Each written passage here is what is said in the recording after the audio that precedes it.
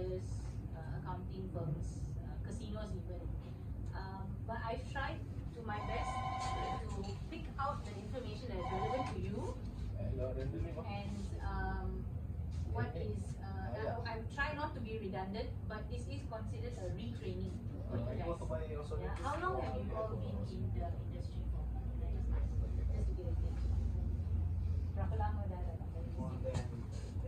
More than 10, right? Saya 8 tahun. Sampai habis maju.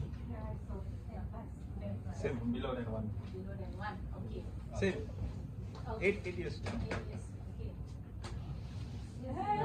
Around 1, okay, so wow. Belakang. Experience. Berapa lama dalam industri? Since 2012. Berapa tahun ini? Okay. Berapa tahun? Sampai sekarang ada? 14 lah.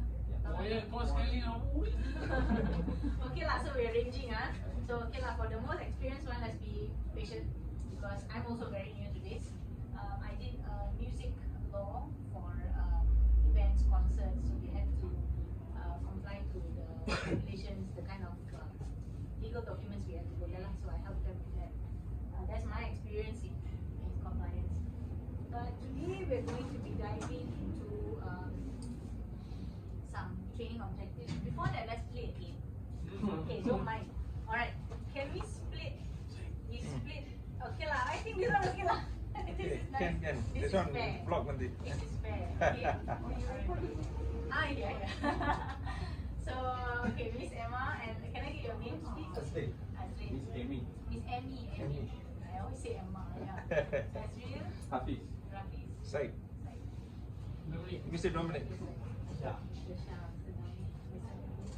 Okay, we're going to play a game. Maybe you all know pisang goreng. Tahu tak? Pisang goreng. Makan tahu tak? Okay. Pisang goreng is where we are one group here, team A, and this is group B. Group A, we're going to sing a bit. Okay, don't be shy. Okay, we all one team. So it goes like this: pisang goreng, pisang goreng, pisang goreng sekarang. Goreng apa sekarang. Group B, you have to take the last word, goreng, and you have to come up with, you have to attach a word to that. Okay? Sambung lah. Okay? Sambung. Yes. So you take goreng apa? Okay, goreng rambut. Then goreng ikan apa? Okay, ikan rambut ke? Okay, like that. So it goes on. You guys are now actually, this is not normal because you're not competing. I don't want you to compete. We're working together. Pick a word that is easy for them to contribute. You also pick a word that's easy for them to contribute.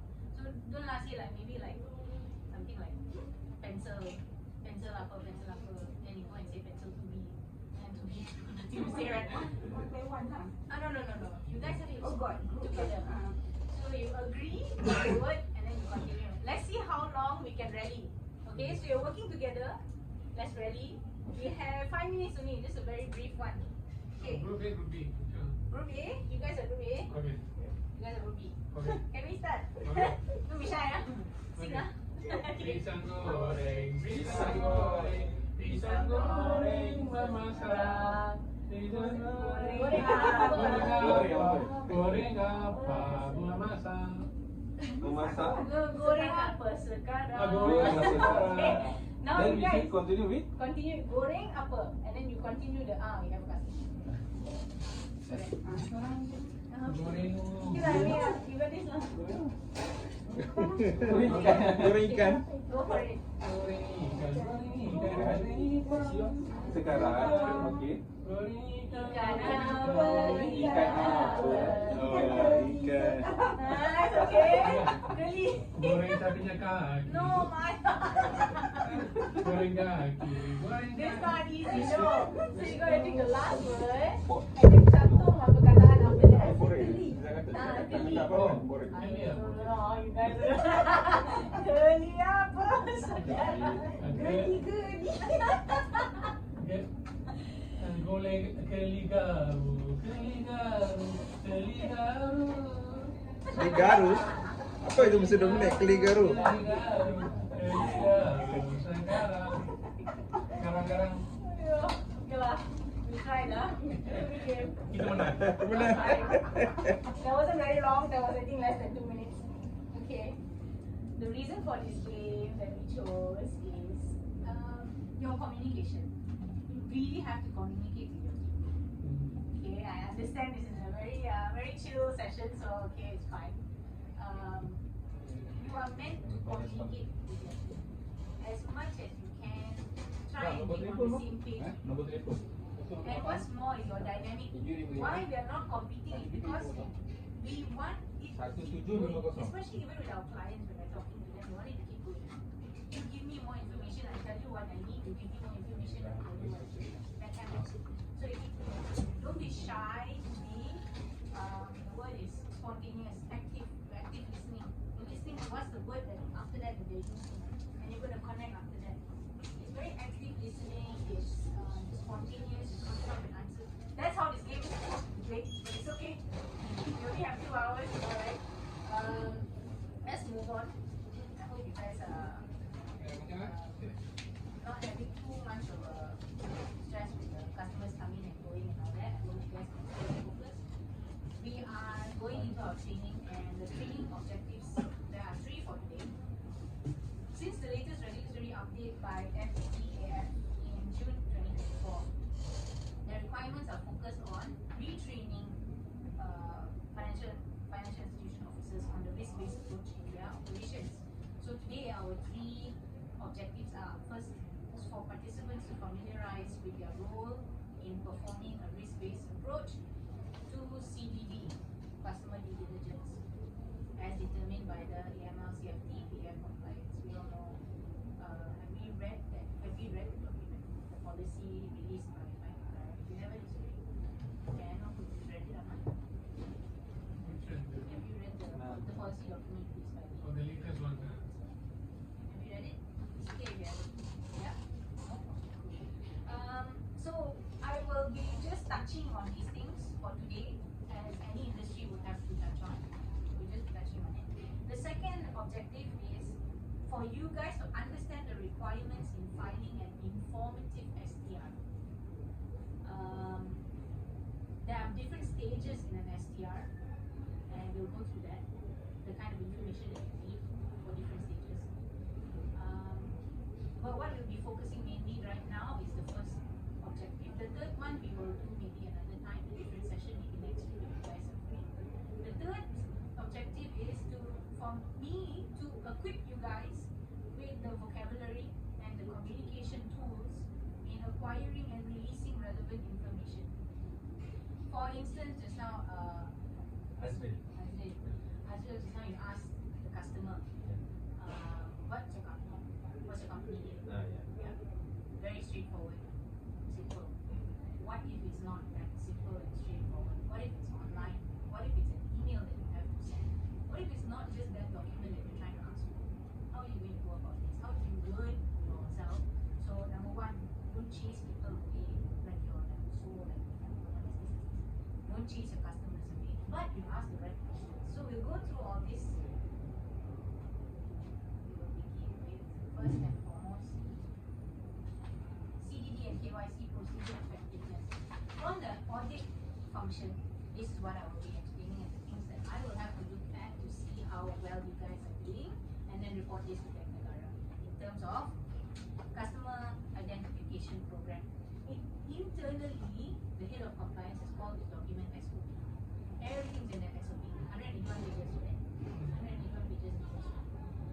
In there, you will find the regulations for a good customer identification program. However, as the audit, I will have to request that this be taken out into a separate document, and specifically for it to be planted on the table at any time, because it outlines the documents and information required at every single stage, from onboarding, and then if you want to follow up with them, you want to get updated information, what are the documents that you need? What if they get flagged in a sanctions meeting? What do you do? What documents, what extra documents do you have to do? Proof of address, this is not, you don't have to ask for it. So when do you actually have to ask for it? This CIP is supposed to detail all of that. Risk assessment, okay. It verifies the identities of customers. Now, this information on clients, ideally you get this at onboarding itself. Ideally, before the transaction.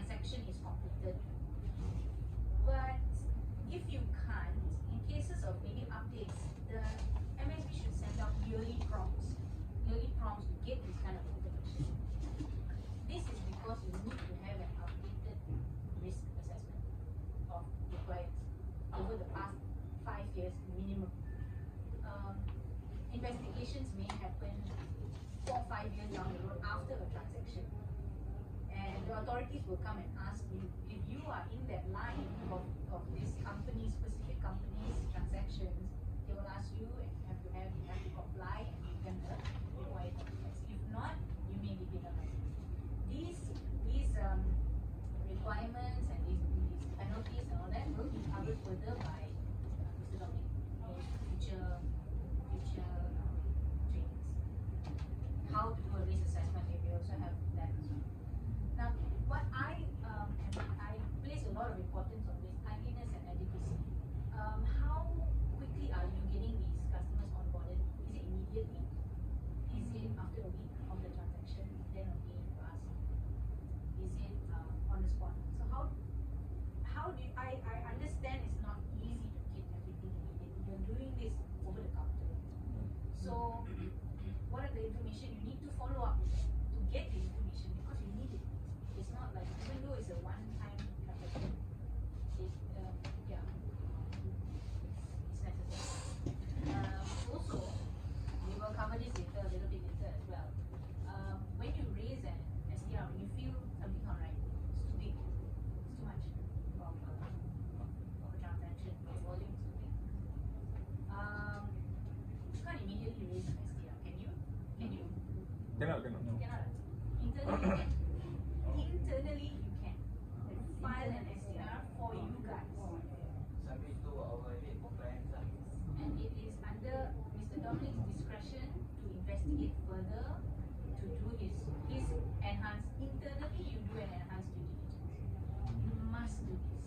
It is so important. Why? For you to leave a trail in your company.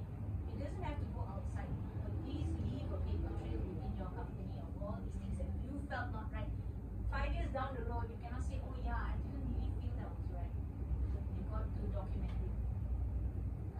Also, once you know about it, you have 24 hours to let Bank Negara know. So he has 24 hours to investigate. So give him ample time. Let him decide, even if he has to take 2 days, he can say, oh, I just found out yesterday, that kind of thing, but immediately raise an internal SDR. So that's what I mean by timeliness and adequacy of documentation. What is the risk-based approach? Okay, so there is the relationship-based risk assessment, RBRA, and the business-based risk assessment, BBRA. All this we will further in time when we get more in depth of this. You will also learn how to do these things. But right now, it's all on the head of compliance review. EDD, enhanced due diligence for high-risk customers. So in terms of sanctions, screenings, PEPs, source of wealth, purpose of business relationships. I understand that the business relationship, the nature of business is something that you take within the first contact, right?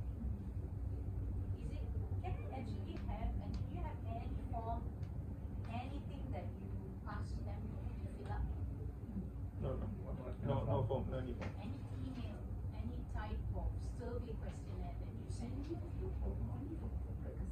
Yes, okay. Can I have a copy of that? I just want to see how in-depth you go on your first contact. Because there's so many different touch points. I think when I first researched this, don't count me, this is just my opinion. I think there are 7 different touch points with customers. So within the first 2 or 3, I would like to see what kind of information you already have started to get from them. Especially if they're return customers. I'm not talking about just one time. Don't go and hound them just for that one time.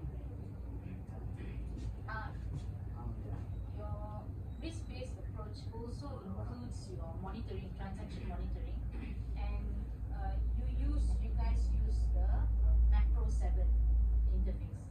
So that's great. Head of compliance has let me know that Bank Negara has relationships with Macro 7, so they have an agreement that their own screenings and sanctions to cross-check. So that's great.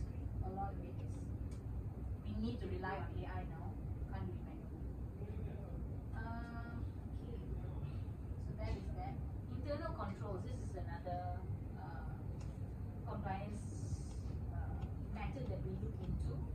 how do you prevent and detect money laundering activities? How do you mitigate the risks?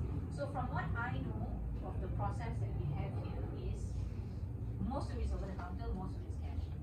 However, everything is online. It goes onto the macro interface. And Mr. Dominic does a daily due diligence of each transaction to look for any trends that go on to this. That's very good. However, actually it's really good because of the caliber where you guys are at. I think that's really good. The measures that you have. And the Pro Max 7 also, I will do more reading on that and get back to you if you would like to know more about it. I will also like to know more, do more research and find out more for you. What goes on behind the scenes.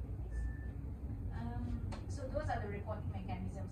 So these are all the things that are good for you to know so that you don't do redundant work.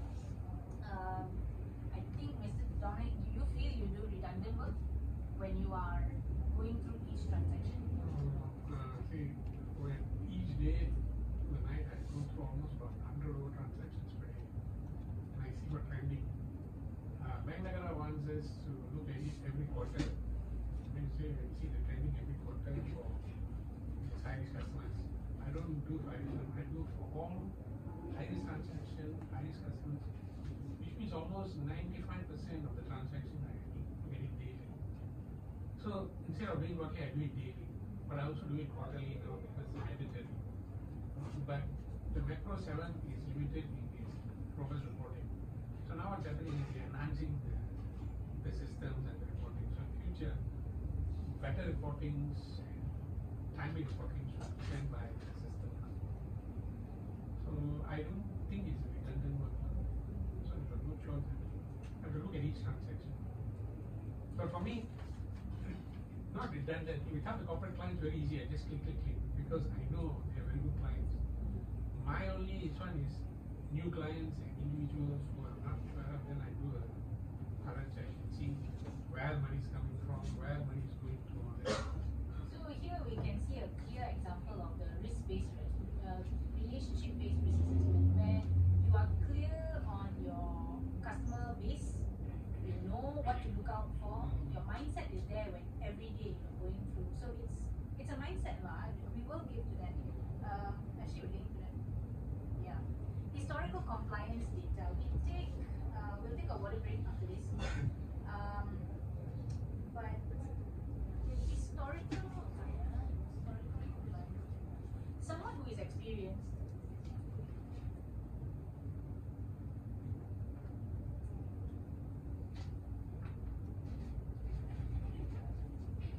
Someone who is experienced will be able to, you can perasan all the different, like the trends that are, behavior that are, right?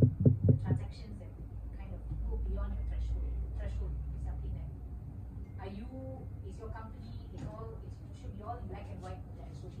What's your threshold? The volume, the frequency threshold. Countries that you just will not, that you refuse to take, transact with. These are things that you should file an SDR. But first you must raise a red flag. Already alarm bells will be ringing here. And that takes a mindset for you to not just blindly screen through.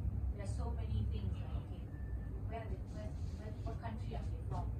What currencies are they using? One case that is the name of the runner. Is this runner, because runners are so common. Many companies use them, but is it the same runner for what companies? These companies always have that mindset of like, you're being suspicious. That's what we call a risk-based management. You're constantly suspicious. You're looking for anything that just smells a bit wrong. To investigate the data, you can Google it. Some of these things you can even Google. What company is this? What do they do? What company is this? What do they do? Where are they from? That kind of thing. What relationship do they have with each other? Is it a logistical relationship? So many questions you can ask, and you can Google it.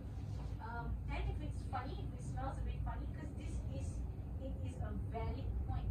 If you think that it makes you suspicious, you can raise an internal SDR, and you should. It's your duty. Let the head of compliance do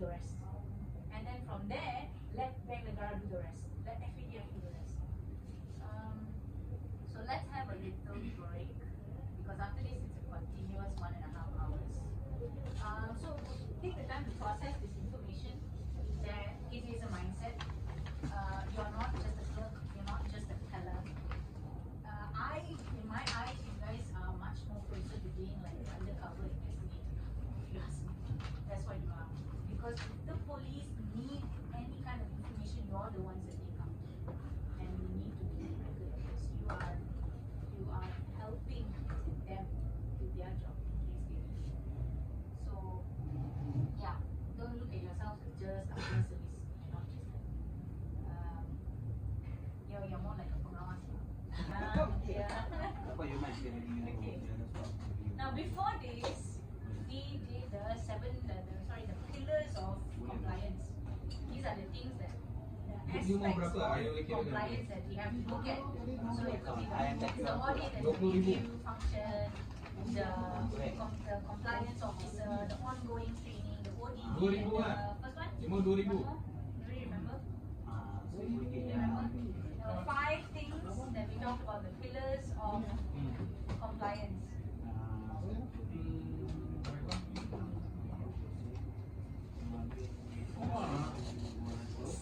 It's in your papers.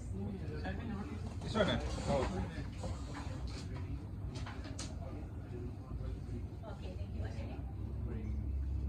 Okay, policy, what was that? Oh, okay. You ambil kurangkan polisi you nak ambil lebih. China ada kecil lah. Program independent audit and review. 50 lagi. Okay, so those are the 5 pillars of compliance. 50 lagi. Kamu dah letak lagi barang ni. 1650. 50 lagi. 2013 ni 10 sen je. Bukan 13. Dia WhatsApp. Ya, baru ni untuk apa?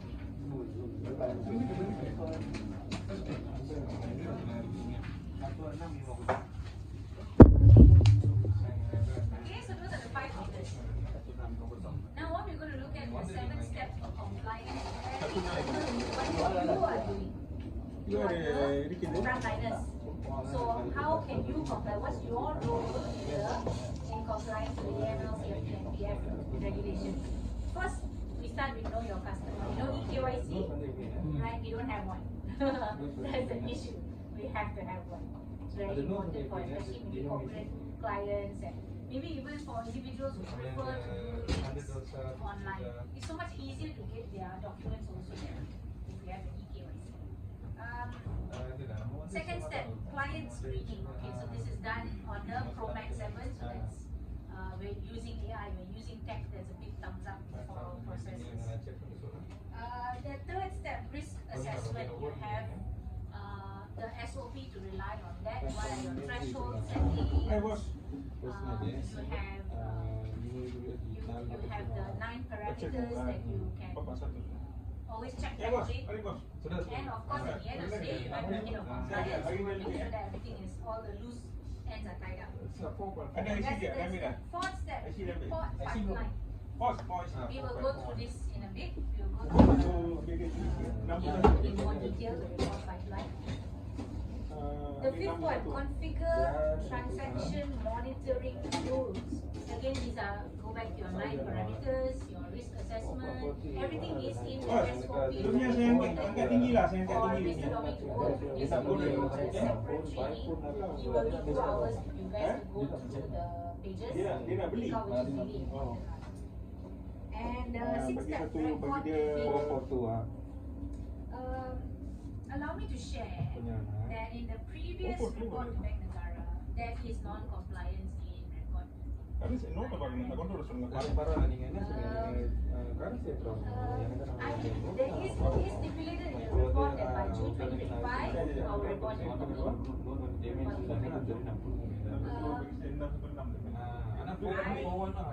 believe that it is imperative now. More and more customers come. Let's take immediately so that it's not easy, and that's why we are having the next session will be equipping you guys with the online tools to go and take all the documents online. You don't need to do anything face-to-face. Hopefully we can transition online. Onboarding hopefully we'll see how it goes well with your processes now. And the review and audits. Okay, so this happens on quarterly, and this happens on annually, and the review that compliance does is on daily. So it's continuous, which is great. That's a great big thumbs up on how this MSB is doing. Not everybody does it, so you have to be pat yourself on the back also lah for all the good stuff that you do, right? But also be aware of the lack. There is a Thank you, boss. Thank you, boss. that Bank Negara has got. 9 to 5. Okay. Now let's look through some case studies. Portland.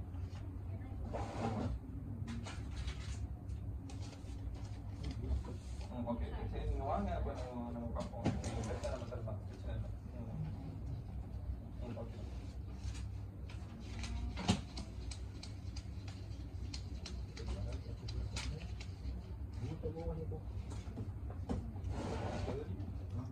Okay.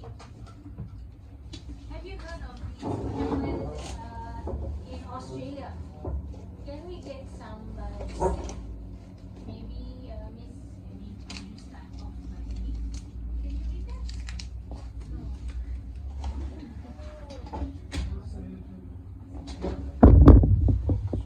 Okay. Can you see that or you not see that? Okay, okay.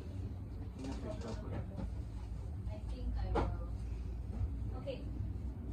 Can you? Okay.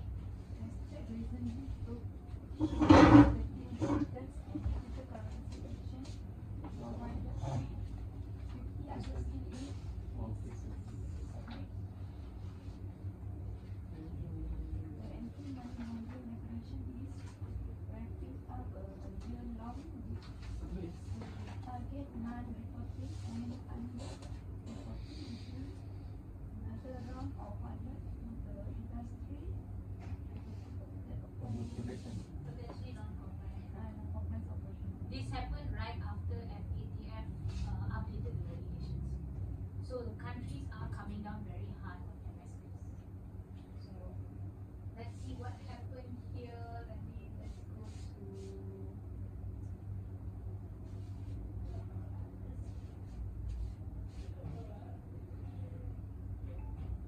okay. This is not the case then. Okay, never mind. What happened was there was eight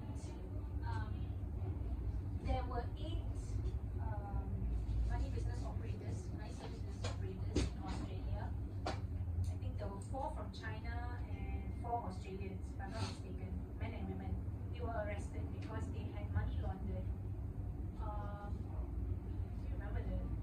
Did I give it a number? They won 20 million dollars via their MSP. So they had something going on in China. They managed to bring it here. I think it was if I'm not China Sing. I can't remember the name. Yeah. I will pull this out and I will send it to you. But this is a clear example of why if China is not on any sanctions list, it's not in our sanctions list, and yet these things can happen. It's and it went up to 20 million. Volume, I think it happened within 4 years. So it's to show us what is really going on, and that it's not very easy to do. And it's difficult to say how hard we have to be because they are coming down hard on us now. And we now have to be hard on them. We also have to be friendly. We also have to be, we have to be careful. We don't want to chase our customers away. But these things are happening now. Let's go to Is this remittance or? It's not remittance. The China Singapore one. Ah. No, that was remittance. What I want to show you is this one.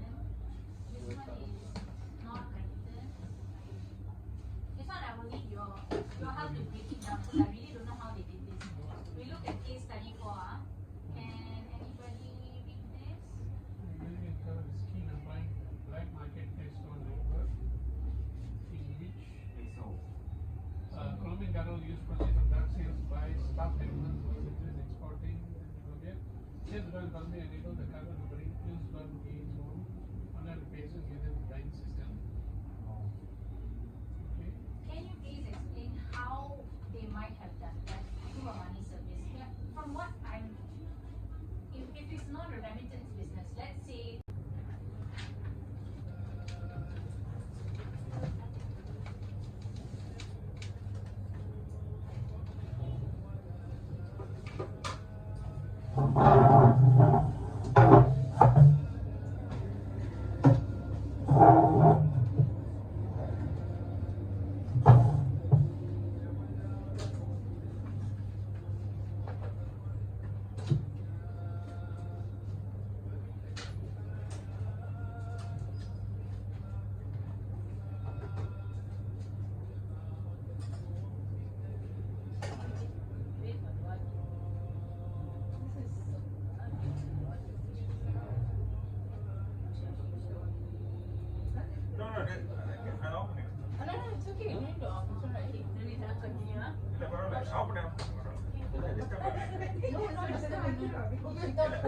That's why she's the challenge. Oh, this is audio.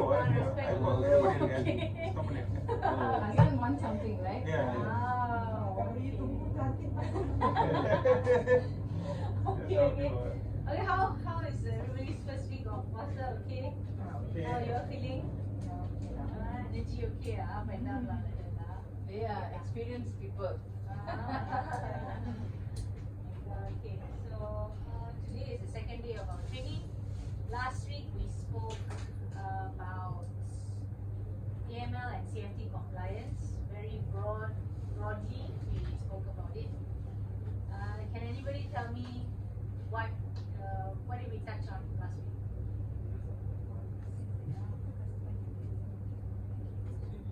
Onboarding, CDD,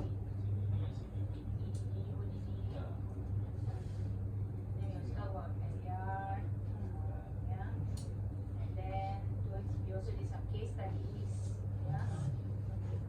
So last week we spoke about how you guys are risk investigators, yeah. Your roles are very important as your frontline, but also as frontline you have to be friendly. Okay. So today we're going to be talking about that friendliness. Macam mana kita nak berbual so that their guard is down and we can get that information. Okay. We were both, this is Dr. Jacqueline is here today. She is a lecturer in English. She's got her master's in English, TESOL, PhD in TESOL. Okay. I have done my communications degree. I've worked with Axiata in one of my clients. So we had to do vendor management, client relationship management as well. So they were my clients, but I also did with vendors under Axiata. So it's very, it's in a broader sense, CRM. We're not going to be touching with, I haven't done in, how to say, customer service. I've never been in customer service. So I would very much appreciate if you also tell me what your experience are. What is your experience being in the front line? What is it like for you? What are your troubles?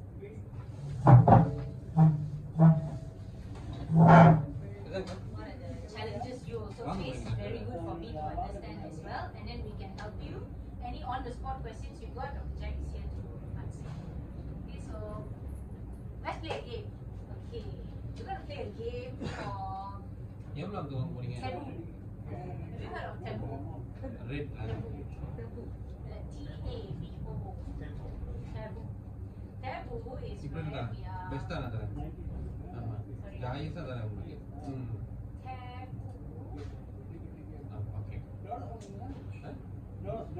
வாங்க போறீங்க வைக்க போறீங்க நீங்க வாங்க போறீங்க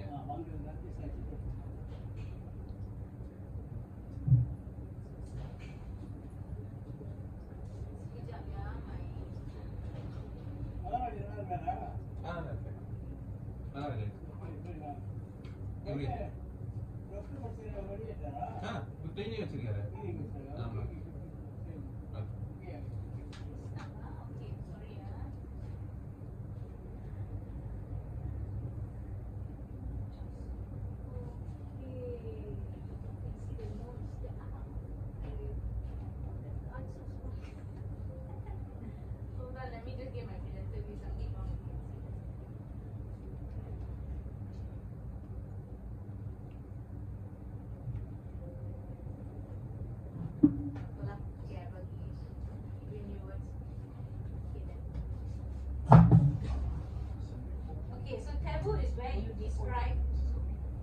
You describe a word. One word I give you. You use other words to describe that word. You understand? For this game we use English one. Okay, we are training on our English, so I'll give you a word and you have to describe that word using other different words. Okay? Okay. So who wants to start? One person, everybody else must guess. Okay? Maria, would you like to begin? Maria? You can start. Word. Okay. Let me give you a word. Example, okay, let's say just now I don't know if you saw poster. Kalau I bagi perkataan poster. Apakah perkataan yang lain that you can use to describe poster? Okay, something you hang outside. Something that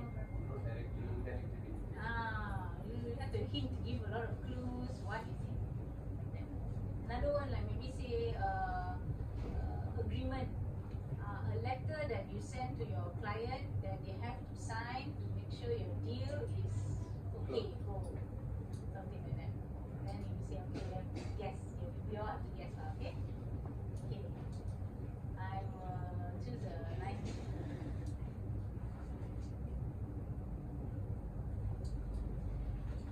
It's a thing, something that you use to communicate with.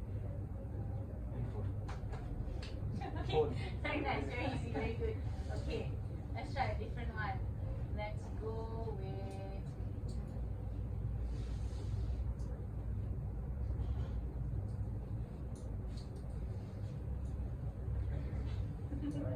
cannot point Okay, something we hang in the wall. Watch. It has a lot of memories inside. Frame. TV? Wow, let's try a different one. Okay, come. Miss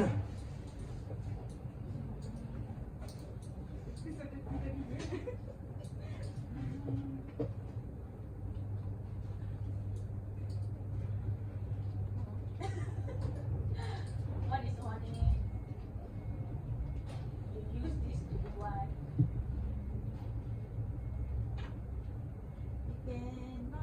Not something.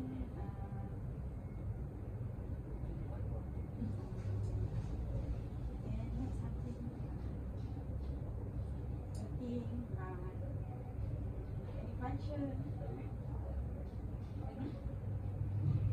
Very good. So that's one clue. She said any function you can write on this thing. Anything. Notation. Boleh berkenaan apa ya? Berkenaan apa ya? Berapa banyak juga dia? Dia instruct call tadi? Dia dah bagi tahu rate? Dia bagi tahu rate dah? Some more clues. Boleh.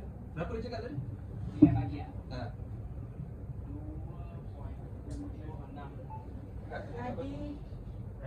Okey, boleh. Tak ada masalah.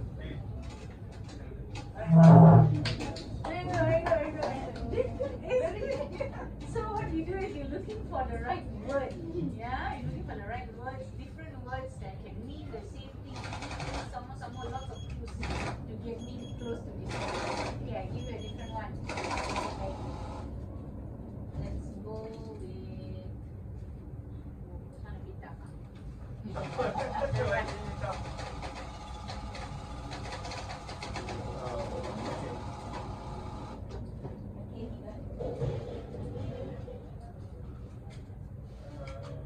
We want to do one business within two party, and what we do?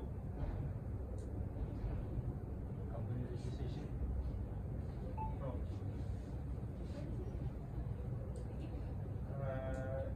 We want to do business with one company, and two people is do the discussing.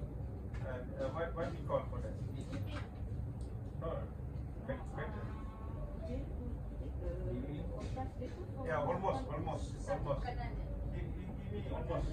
He said dealing. Dealing, okay, deal. Deal, yeah. Deal. Yeah, it's same thing. Authorized letter, deal. Okay, see, you're getting closer and closer and closer. Very good.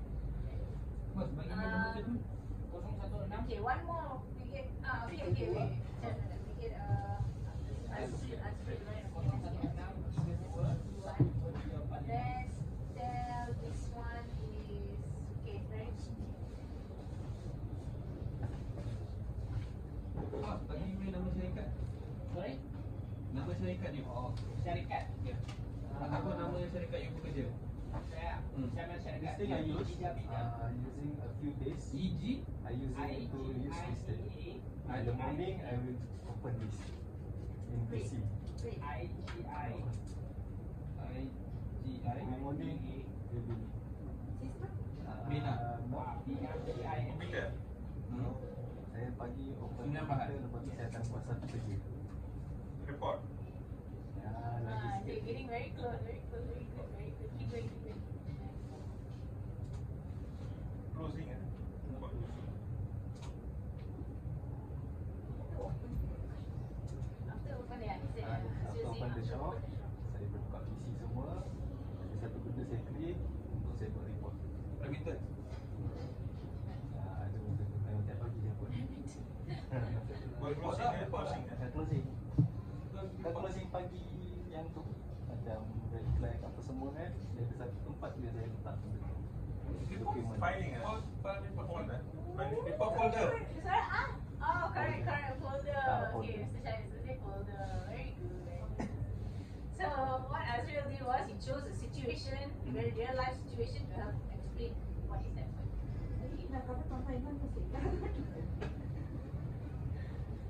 Excuse, I think. Habis. I think it's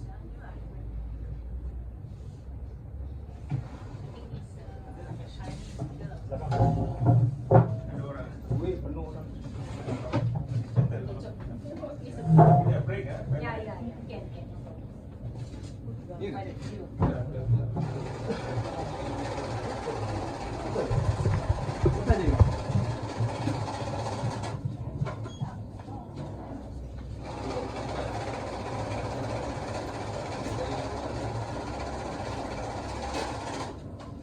Kak, poin kita dah ambil tak? Poin kita dah ambil.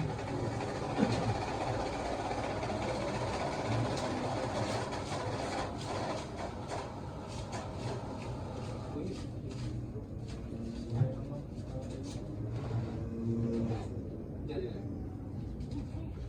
Jurnal mereka. Cakap begitu.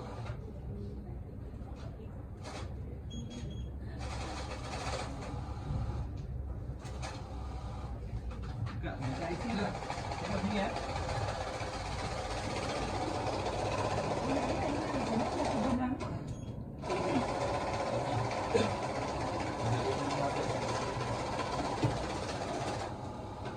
Okay.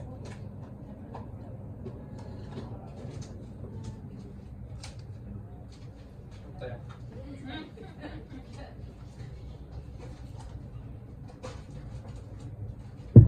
Alright, thank you, sir. Ingat? Orang sini lah. Hah? Ini 1923 order ni. 1923.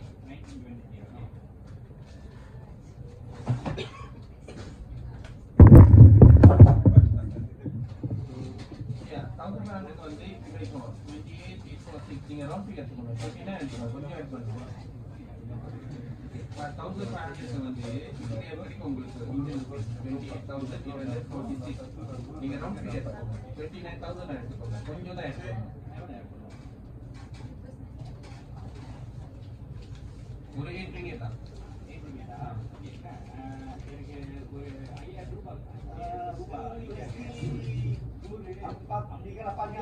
Ya, bos. Small di Ada call lah? Small harus வராது. எல்லாமே 500 ரூபாய். இல்ல எங்க மனுஷங்க இங்க போனா கூட வராது. எனக்கு நம்ம கிட்ட வருது வந்து எல்லாமே 500 நோட்ஸ் தான்.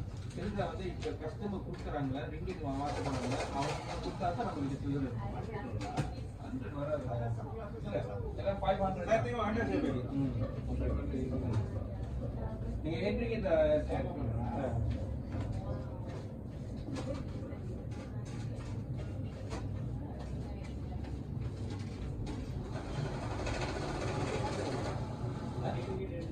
Okey sih.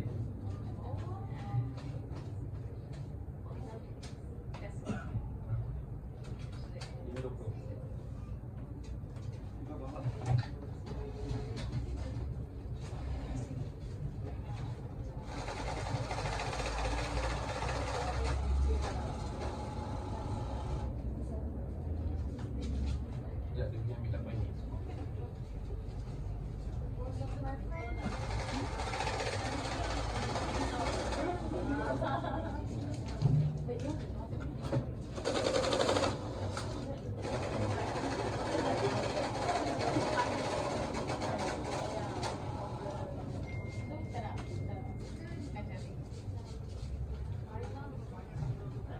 Saya udah kaya lah baca.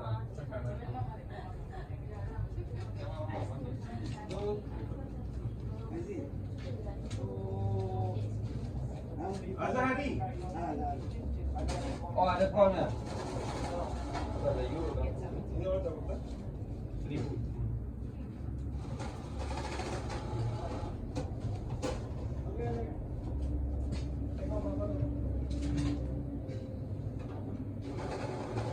Lah, tidak ah. Ini. Ini berapa ini?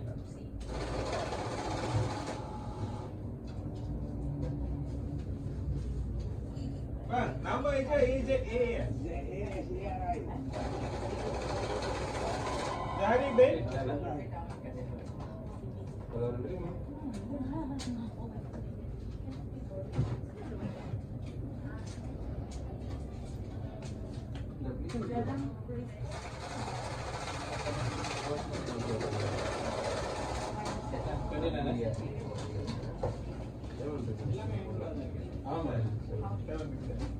Okay, thanks man. You Dia bukan nombor. IC kau? Oh IC. Dia bukan nombor. Ah. Ini ada ringgit tak? Ringgit satu. Ini euro dah turun nanti. Boleh.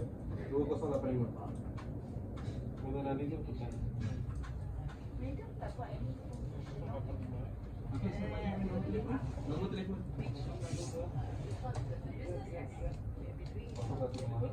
333.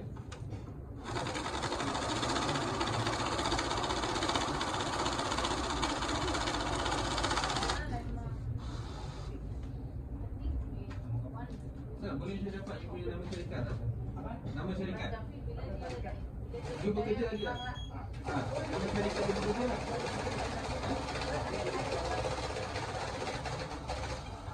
Macam mana? W?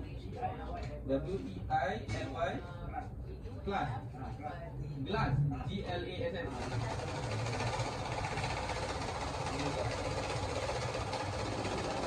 L-Y apa maksud? W-E-I-L-Y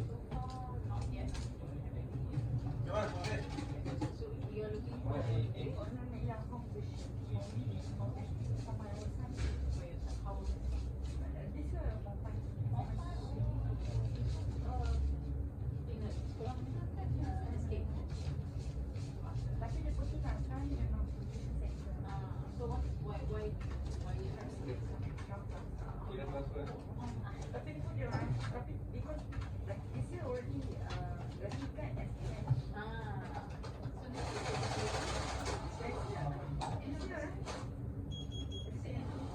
Oh, tengok ni ya.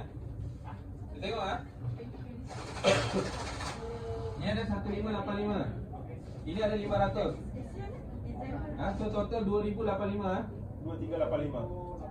2385. 2085. Dia bagi ah. Dia bagi 10,000. Bagi 10,000.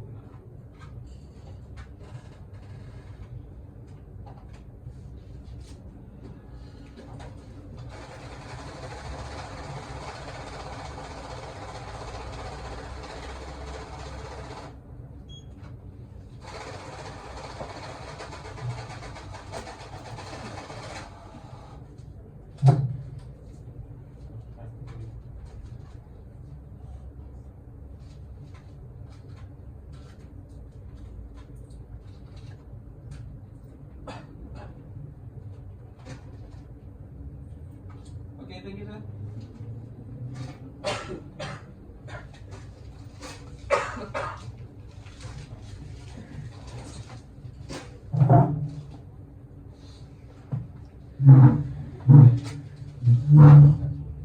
Atas sikit.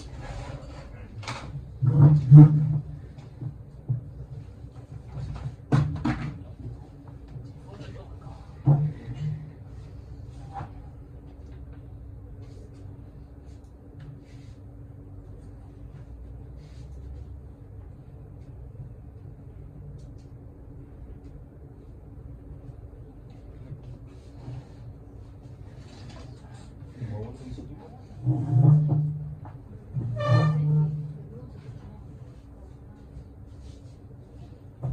Okay. Wow. Suddenly busy. Sorry, Okay. Okay. Actually, Hafiz, your turn. Tak apalah, we move on lah ya. Get the new one. This is the new one. It's okay. Let's move on. So the reason why I chose the gate taboo, it's about communication. It's about when your customer doesn't understand what are you saying, what are you talking about. How do you go around like that and try and explain in a very different manner? But keep trying lah. Like how we saw Azril, he used the situation. How we saw Miss Amy, she said what you do with it. You know, she gave you how you can use the item. Create a word, huh? Create a he gives you a situation. So you know he helped you to understand what the experience of it. So let's say someone asking a question like, for instance, in your industry, let's say they are asking. Gosh, I'm also not very familiar with this. Currencies? Okay. Can give me a question, any type of question that you usually get from your customers? Usually they ask about the rate, currency rate. For example, maybe Indian rupees or Thai baht. Very straightforward actually, right? You just have to let them know, okay, what's the rate, right? There's But not some customer they will bargain the rates and they will compare with others. other Yes, exchanges. other exchanges. Okay. Most of them compare with KL's. With KL's money changers. KL's money, why they want Yeah, because it's they are cheaper lah. because their margin is Quite different.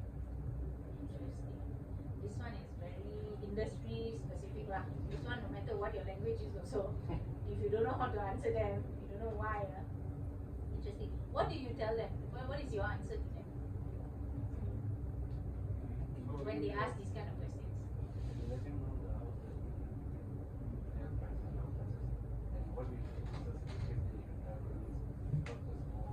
Wow, interesting. Okay. Wow, very smart. That's so smart. Very smart answers. Okay. We will go through some more, and then I want to get more from you as well. What kind of questions? Yeah. What kind of questions you deal with? So today's training.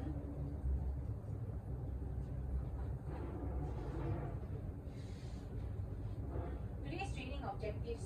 Yesterday, last week, the last training we did.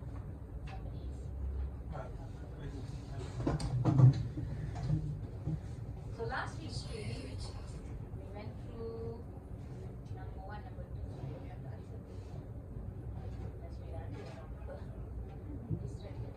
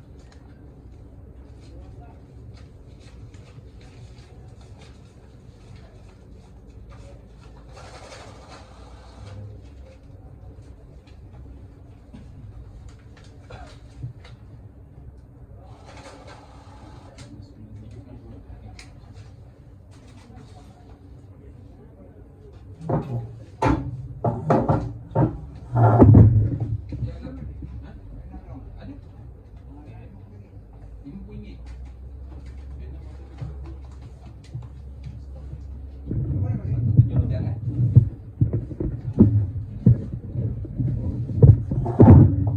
Kita dapat 280 macam ni. Tapi saya kena tengok lebih kecil lah. Lebih kecil. Kalau RM50, macam dapat macam ni. 280, 898 ni. Tapi saya kena tengok lebih kecil tak? Tunggu je Mana kecil tu? Haji, minta maaf. Kita ada note paling senang cerita paling kecil pun RM500,000 je. Note lain kecil daripada memang tak ada. Tak masuk. Kalau tak pakcik ambil tambah sikit lah boleh? Tak. Saya ada duit RM500,000 saja.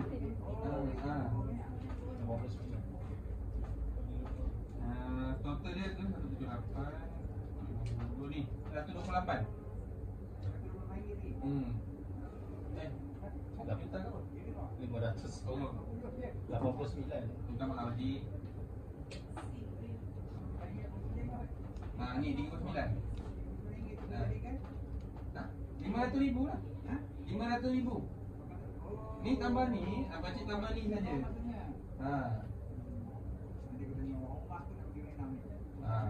Okey. Tak ada, memang tak ada duit kecil. Minta maaf Haji ya.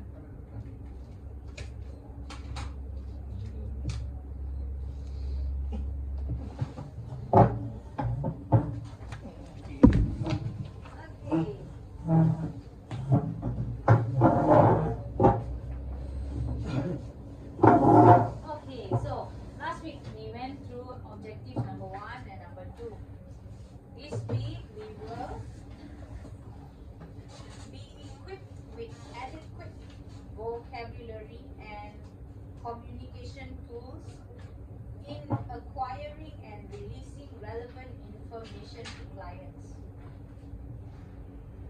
This means we get the right words, how we want to talk to them, to either inform or to get information from them. That's all. Big words all for HRD. Okay. Okay, these are the 7 touch points. Okay, so what do I mean by touch points? Throughout your relationship with every customer, these are the 7 stages you will have to communicate with them. Minimum lah. These are the 7. Okay, let's go through it. Number 1 is first contact, when they first come to your counter, or when they first pick up the phone and call you, or when they first send you an email requesting what type of transaction they want to make with you. Second one is onboarding. After that first contact, you get that, okay, what's the purpose of your transaction? That first question. Maybe you might even ask them, what's your IC? That happens in your first contact. What's your IC? Now onboarding. Now to get that extra information from them. Like, we'll go through that lah. Third touch point is ongoing account management. We'll go through this. Fourth touch point, customer support and retention. Fifth touch point, risk monitoring. Sixth touch point, follow-up. And the 7th touch point, the activation. Let's go one by one. What are the best communication practices?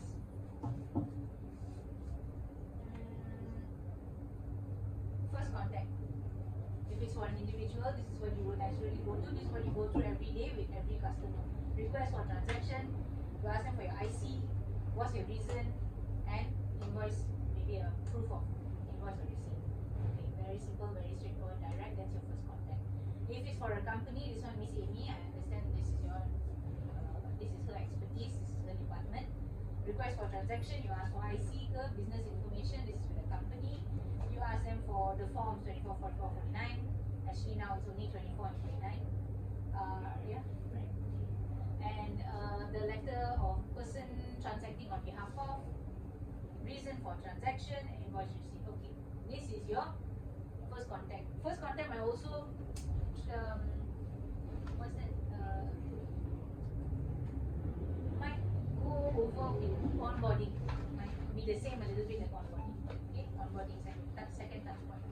What are the frequent questions you might get in this stage? Why do I have to provide all this information? Have you ever gotten that question? Has anybody ever asked you that? Got it. Okay. Very simple. You blame it on your upper management. Bank Negara has made it, and sometimes big words is not to confuse them. It's like your, make these words, the one that I put in yellow, this is like your, Can make it bigger? okay. You can use this as a template for all your answers. Bank Negara has made it compulsory or mandatory to open an account for all clients as of June 2024. Simple answer, very quick. This one is for companies lah. And anyone also. Even individual also. Yeah, even if individuals ask also. Just use the word is compulsory by Bank Negara Malaysia. You cannot ask me Safest anymore. answer. Safest answer. Anymore, you want to ask some more? I mean, I don't think they will, but you can always say, we have amended, updated, changed our standard operating procedure. These are all truths. You're telling them the truth, telling them why you have to ask for these things. Because some people might, why I must feel fancy, maybe lah, first time transacting, what I have to do already, private information. Yeah, this is compulsory, our standard operating procedure and based on Bank Negara. You still don't trust me? You need more assurance? I can connect you with my head of compliance. And you put this in. So, it's as frontliners, this is what we do. We assure them. We also must throw in a bit of language lah, language that is document language, legal vocabulary, perkataan yang that is memang you will see on documents lah. So this is things, so they know also, okay, this one, you read your documentation lah. You got this from some document that you read, the legal document. We have notice also outside. We have a notice. We show them. Communication doesn't have to be us to them. Yes, I really agree with that. I think if you can just paste all these notifications everywhere, I believe in emailing them all these updates. But So, some of the customers, they won't read the note. Exactly. We want to hear from you. Please explain to me why. Is this really true? Sometimes we read, we don't believe it also. We need to hear it from you. Another question. What is this document? Maybe they don't know what is form whatever. I think individual, very easy, right? Very simple. What is this document? Okay, very simple. Show them a sample of the document. Then go pull up a sample of the document from Google ke apa, or from your, maybe from one that you have, blank out the information. Okay, it looks like this. So that's the simplest way without using any words. This is how you communicate also. And okay, help them to provide accurate. You're helping them to provide accurate documents. Okay, let's look at the second touch point, onboarding. This is where your CIP, last week we talked about customer identification program, where it comes in. The different stages lah, whether you're doing CDD, whether you're doing EDD, it's depending. You check back, refer back to your CIP, and this is where your EKYC is also very important. At the end of this session, I'm going to share with Miss Amy the EKYC. I've drafted one for you guys. We're going to go through that and see what it looks like. Account setup. So I don't know what your process for account setup is. I would like to learn. You can show me maybe another day. Come visit. Come and show me how you do your account setup. You do it into ProMax, right? Straight into ProMax. MSP Pro. SB ProMax 7, huh? And client screening. I want to see the interface also. I haven't seen it before. I would like to see it. So this is how your onboarding will be. This is your touch point. You ask questions like, will this be a one-time transaction? Will your exchanges be frequent? This one usually for corporate lah, not really. But if they come, maybe let's say they come with I think your threshold is 50K 3 times a day. Am I right? If they come 50K, transaction 50K 3 times a Actually, day. there is no particular range.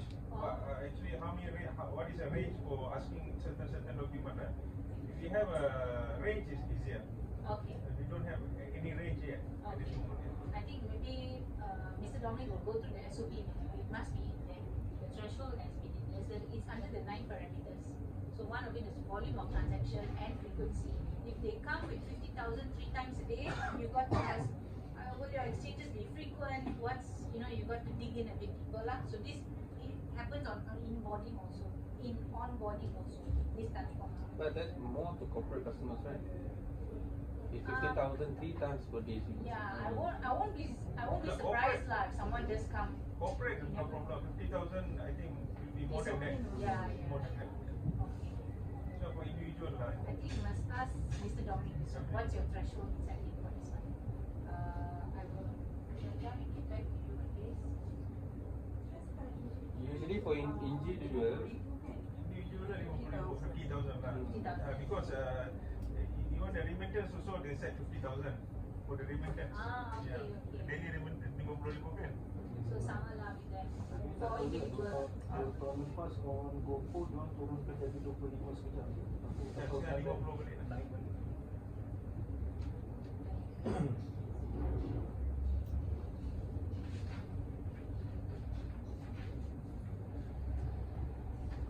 Let me just confirm this with Mr. Dominic.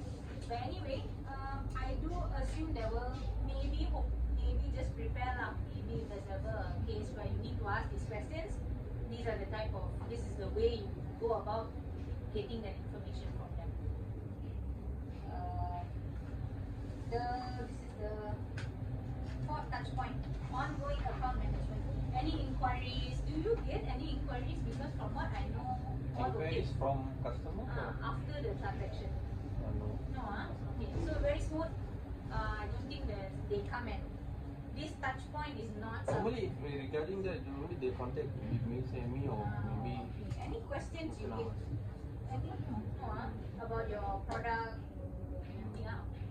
So this is not. I think I will remove this touch point. That means now you have only 6 touch points. Okay, officially now we have 6. Okay.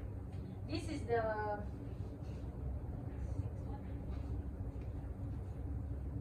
Sorry, this is the 5th one. Customer support and retention. Okay, so this is where they might not come to you, you go to them. You have to reach out to them. Identify opportunities for retaining your customers. This is more. Sorry, can you make it bigger? This one is more for marketing lah. You make sure you don't lose your customers this way. You create a touch point, you go and reach out to them. How we're reaching out from RM to Lima Money Exchange to check in. Might want to do a cold call. Okay. Maybe. I did it just 2 days back. Oh, very cool. Okay. Cool. Very much. That's good. That's good. You know, it's like no problem. Hello, later. Now must record all the conversation. Yeah, I got the proof Internal on the monitor. office phone number. So you say things like, "Hi, we noticed you haven't used our services in 7 months, 6 months. We understand you haven't used our services in the past 6 months." Different ways of saying it. We would like to offer a special rate that be available from June to August or June. Okay. You cannot commit to that because our rate is effectual. Every day will be different. Yeah, every day the rate won't be same. So you cannot foresee when you will. Okay. Okay. The daily basis. Sometimes per day they change 2 times or 3 times. The rates. The rate will be keep changing. How about this? How about when it does get lower? Unless we have any in huge stock we buy from customer, we have in the lower cost, then we can offer to customer with the lower rate. Okay, that's a good example. Okay. So in instances like that, then you let people know, hi, okay, we've got this thing, we have a lower price, lower rate. We have, what is the word? That's right. Blocked off. We have a stock of Special rate. special rates. Special rates, limited. You can let them know limited. Limited stock. Limited stock. So We are offering you we are offering you a limited stock with the best rate. at the best rate within the next or come quick or first come first serve. Things like that, right? These are all marketing terms, things that you can grab their attention, and you might not even just be for me. Maybe I might go tell my friends and family about it. So it's a good touch point, good for marketing. Okay, let's see. This is the 7th, no, 6th, no, 6. no, sorry. That's not the pay. First one was first contact. Very good. Sudah call lah ni. Sudah call. Sabar saya tanya dia, sabar. Okay, we pause. Let's just recap a bit until the fourth touch point. You guys want to retrack a bit? Okay. 270 Kak, dia call lah kak.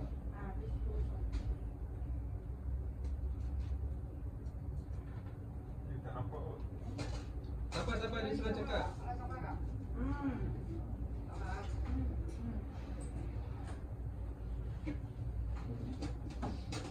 Boleh anak ke bawah. Boleh ke bawah ya.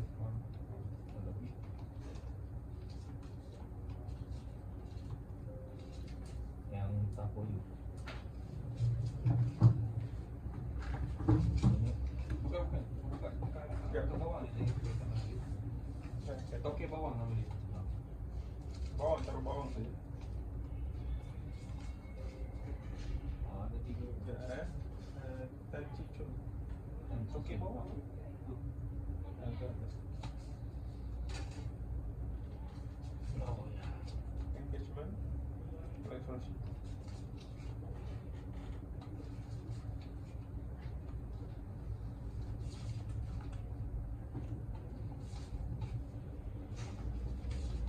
Ring error.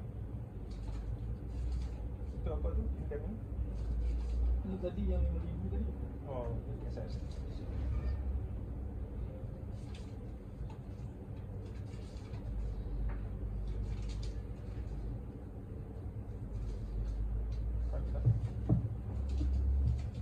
Ya lah, dah betul. Nak macam dengan no. Nak macam dengan.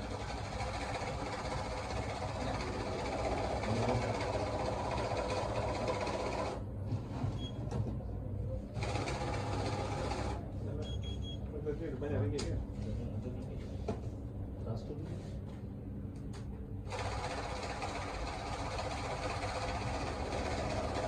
Hah?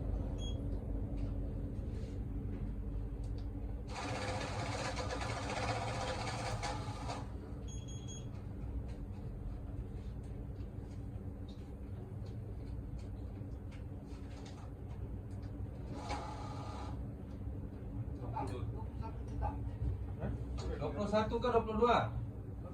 Sekejap saya cek balik. Orang tengok ngomong dia. Okey. Berapa jam?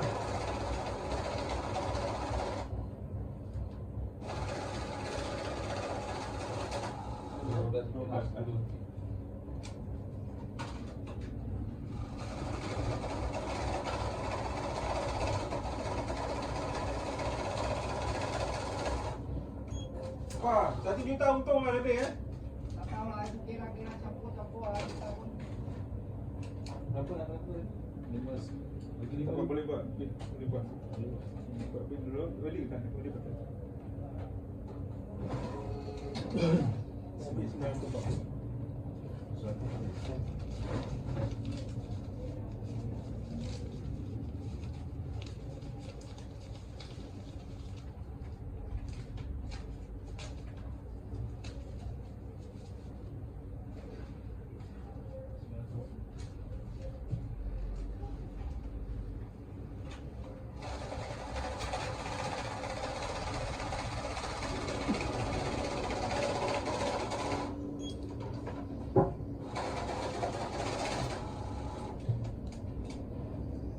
Tengok ni ya.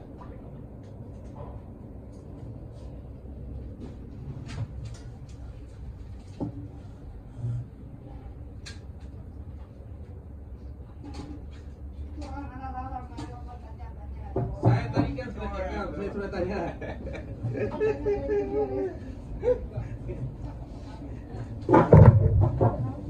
Bila masih lama tadi.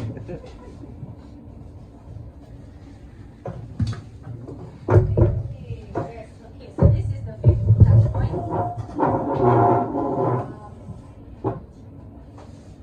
Before it was customer support and retention, the fifth one is risk monitoring. So this is where you do your client screenings. Okay, any red flags, looking for red flags. aspects. STR is a touch point as well, because you have to get information from them, additional information to do your EDD. However, when you communicate with them in this stage, there's a bit of you cannot make it obvious. You can't make it obvious that you're suspicious of them. So how are you going to word it? What if they ask, why do you need my proof of address or bank details, bank statement? Why you need it? We're issuing a standardized due diligence on customers. Don't let them know that we're doing it only on you. You can see. This information helps us create a valid or justified customer profile. I also don't know what that really means. So as long as you confuse them a bit lah, valid, justified, what do you mean? Okay lah, you never know, maybe they might be like, oh, okay, We're collecting supporting documents to corroborate. Corroborate means to agree with or to support with the details you've provided in your eKYC. So this is another way of saying we just need extra documents, just supporting documents. Don't let them know that, Maybe for bank negara or this thing also. yes, they cannot know that because it's, They are scared also. yeah, they'll be scared, and it's also a violation. It's violating the law if we tip them. Tipping off. Yeah. Okay. Follow-ups. This is our 6th touch point. This is where you collect feedback of service. It's very good for relationships where you actually care about how you speak to them, how they took you speaking to them, and things like that lah. What products that they, you never know. You can ask them, what products are you interested in? What currencies are you interested in? You just get to know them. Just get to know them. This is where you offer loyalty programs. So like you said, maybe you might have a stock of a currency. Maybe you give them preferred knowledge first. You send them first. That's a loyalty program. Some company they have membership also. Some membership card. Yeah. Certain company. Yeah, that's what I saw. Like you can terminate. We'll go up. It's another touch point. I don't think you all have it, but let's go through it anyway. So yeah, they have memberships also. Yeah. Here don't have, huh? Yeah, no, no. But you have a lot of returning customers. Yeah, regular customer. Current rates. Okay, so you let them know, like you said, you never know, maybe some update economically, Trump did something or whatever, rates go haywire. Let people know immediately, like give them alert. Okay, now it's low, you can come and buy, you can come and sell. It's high, you can come and sell. Current news updates, newsletters, or updated regulations. So this is also good where you just let them know.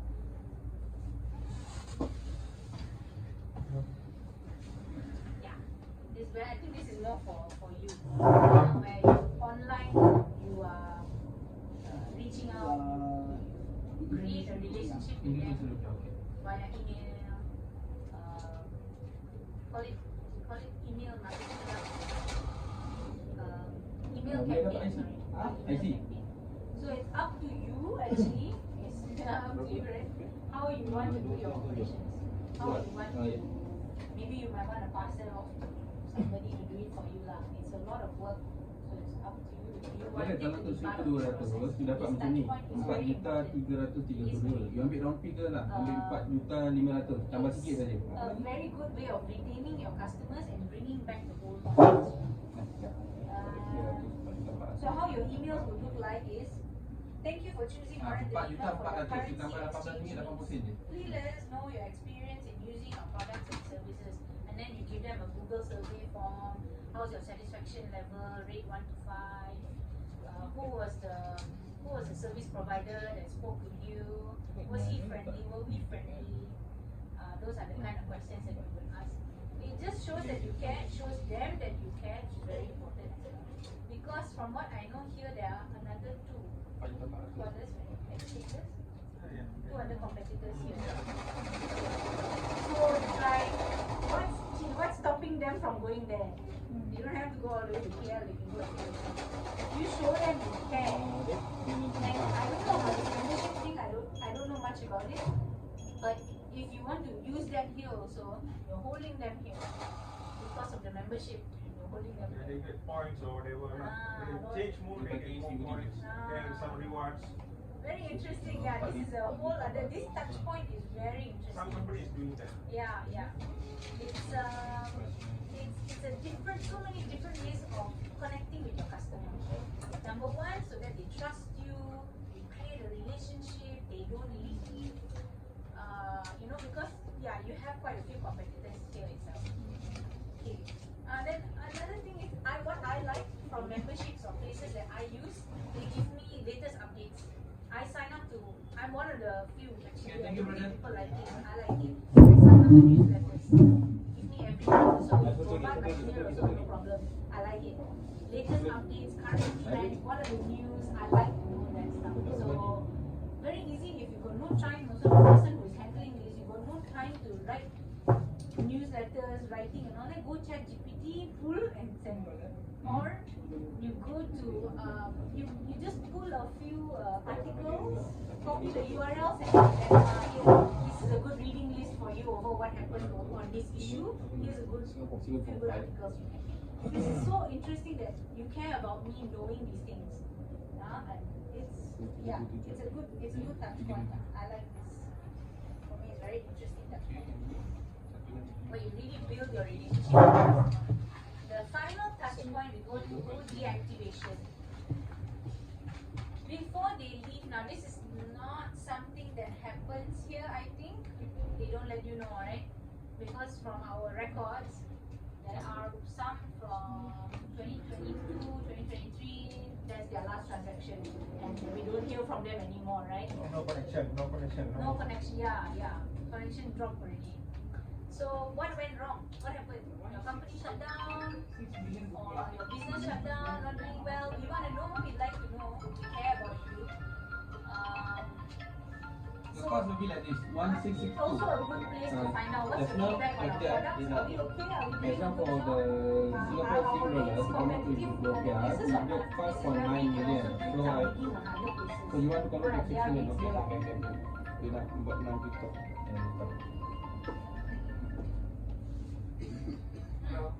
And then another thing is we can get updates on their business activities.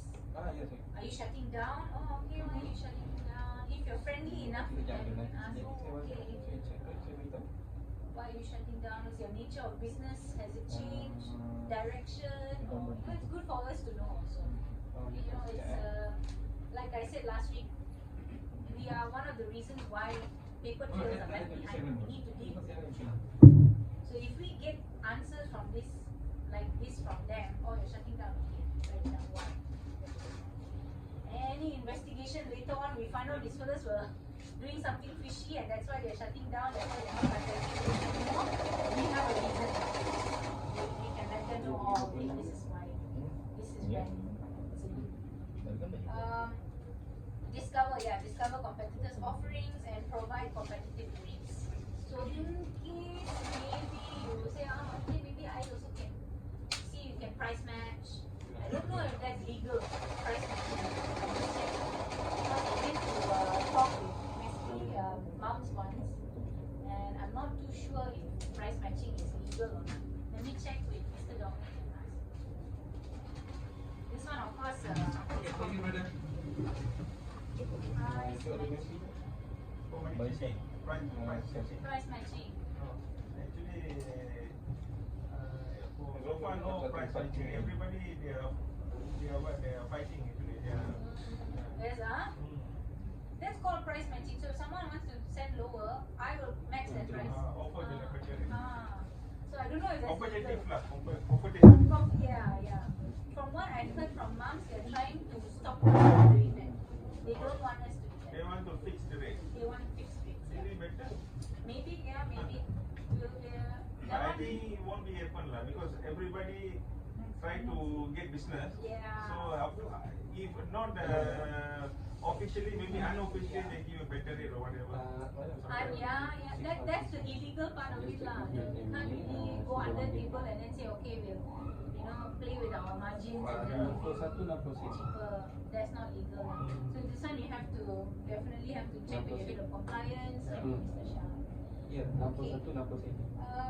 Yes. These are the kind of questions. This is how you For word your 100 questions when you're talking to them about deactivation. This is it's not a touch point officially.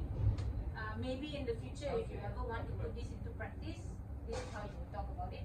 Do let us know if and how we could have served you better. We don't want to say like, oh, did I do something wrong? In other words, this is more professional way of saying it. We would want to say, oh, did I do something wrong? Did I say something wrong? Did I hurt your feelings in any way? Instead of saying that, let me know how I could have served you better. May we know the reason you will not be transacting with us anymore. In normally how we Malaysians talk, oh, kenapa lah? You know, very simple, and if it's over the counter, then no problem if you got a good relationship with them. But if you don't, this is how you ask them these questions. You can still get this information professionally. May we know the reason you will not be transacting with us anymore? For our internal reference, is there a preferred service provider with alternative rates? Is there someone else? Basically, is there someone else that you prefer? Are you going somewhere else? This is one way of asking. For our internal reference, very flowery words, very nice for them to hear also. Oh, you care. You know, this corporation, this company cares about their service and your products. We're not saying, hey, come on, I'll give you better rates. No, it's more professional than that. You can go if you want. You can go to any other, but just let me know first so that I can serve the next customer better. Okay, so those are the touch points. We've gone through 7. Before we leave, now that it's fresh in our minds, can you tell me the first one? Right, first contact. Yeah. Onboarding. Okay, next. Ongoing. Yes, okay.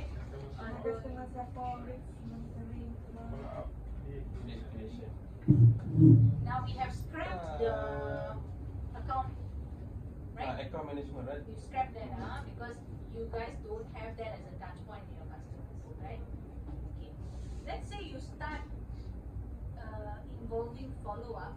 If you start involving this follow-up, which I am a great, I really agree with this the follow-up touch point. Please follow up with your customers. Inform them, create a relationship with them. They will want to come back to you for sure. And if you ever have a membership, then the 7th touch point also will make sense, deactivation. This is all reasons for, it's not just for relationship, it's also for us to get more information of them, on our competitors, on the industry, so as customer service representatives, to a certain extent we are, that's what we are here. That's part of our job as well. Okay, you can take a breather for a while. Wow.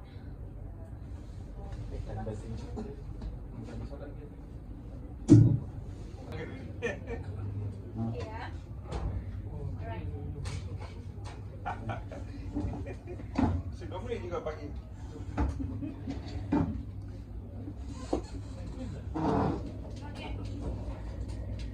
Kalau 2,000 abang dapat macam ni bang. Ni tak masuk 7 juta, tak masuk ongkos lagi ya. Ongkos RM10. You all want one more minute? Yang ni angka dapat 2,000 abang dah dapat macam ni 7 juta 117.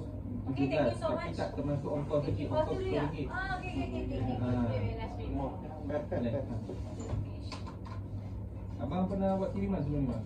Pernah buat pengantaran tak? Pernah buat kiriman? Brand வந்து Bagi இது பண்ண மாட்டேங்குது அது பரவாயில்ல வயசாச்சு இல்லை வயசாயிடுச்சு What they say is, after you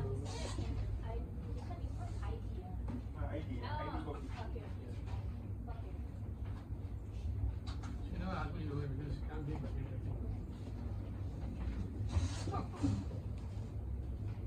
can do. Hantar ke siapa bang? Just after you retire. Doctor writing like this. No, this one from before the chief like this. Hantar ke siapa? Hantar ke siapa? Nama siapa? Atau untuk ada Doctor also Nama? study very high, but writing you see. No. You know why they do that? Who will give wrong prescription? Cannot blame them. Boleh bagi. Biar ambil.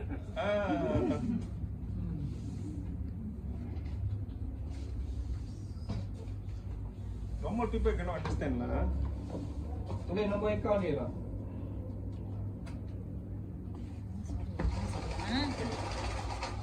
Okay. RM10 lagi bang.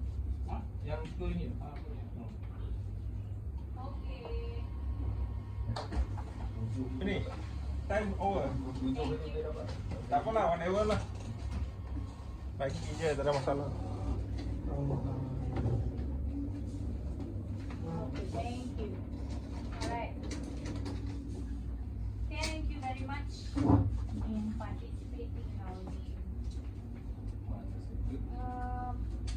I would like to take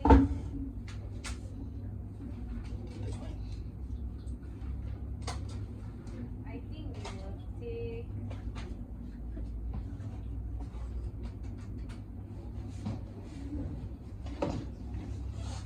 okay, I think we'll take this one. Yeah. Full 10 questions here. Okay. The disclaimer is this our company regulation for first time registration and we will follow our SOP. Okay. One more thing I would like to add is the information will be confidential. We're not using it outside. Okay. Question number 1, ask customer IC. You know that. Everybody got that IC, source of funds, purpose of transaction. Question number 4, ticketing of flight. So this is assuming that yes. Okay. Another one also said hotel reservation. That's yeah, you're being thorough, right? Oh yeah, here also okay, hotel reservation. Got a lot of clients in this, Yeah. Okay. Question number 6 was your occupation. Number 7 was your employer's name. Question number 8, mode of payment. Mode of payment is a very good way of figuring out how risky it is. Do you want to be tracked or not? Question number 9, type of currency. Okay, cost reference section. Question number 10, contact number. Okay. Now let's go through some of the more famous questions that we will ask, more common questions we will ask during onboarding. Basic identity. Oh, you cannot see it. Basic identity. We ask passport, national ID, driver's license, residence permit if applicable. Okay. This is something that is new. I don't know if it's applicable for us, but I think it's a great practice. Ask for when you get the IC for online lah. IC is a selfie of them. Selfie of them holding the IC. Our government also requires us to send KYC. selfies nowadays, not just front and back of picture. Now you They put want it- KYC. They want to yeah, this KYC. is yeah. Do you have any? No, right? No, we don't do that. So that would be great. When you start any KYC, I have one where you have to take a picture of yourself with your IC, holding your IC. Yeah. I look very handsome in photograph, but now you can't face look Tak, weird tak. and all. As long as you Ada. look like your Abang IC, set semua okey there's eh? no problem. Ha? Business InsyaAllah boleh bang. documents, Paling what we cepat call setengah the jam, paling lewat sehari. super form number S14 is made up of forms 24, 44 and 49. You're familiar with these forms, right? And the person transacting on behalf of the Wakilan Sudah Perwakilan with the chalk and the director sign. Okay. This is for risk assessment. This is what most of you have also added because this guy, our guy who wanted to transact with us, is beyond our threshold. So what did you all ask for? Source of funds. Alright. Source of funds or source of wealth. Now here's a pop quiz lah. Pop quiz question. What supporting document, instead of just a declaration, what supporting document can help you determine what is your source of funds? You can just say hereditary. My relative passed. I got the money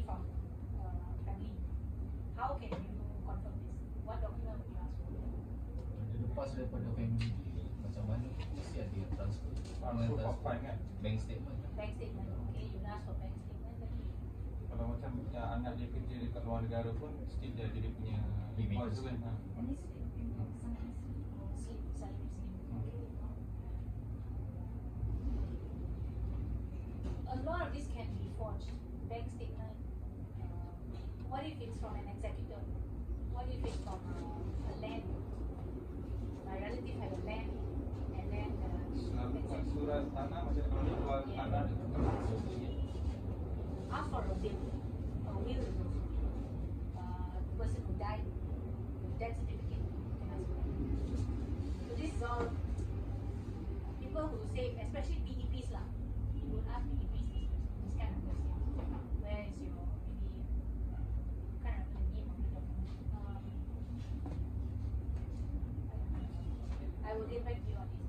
But there is like at least 10 different types that you can ask for when it comes to source of wealth or source of fund. Okay, so great, you ask for source of fund.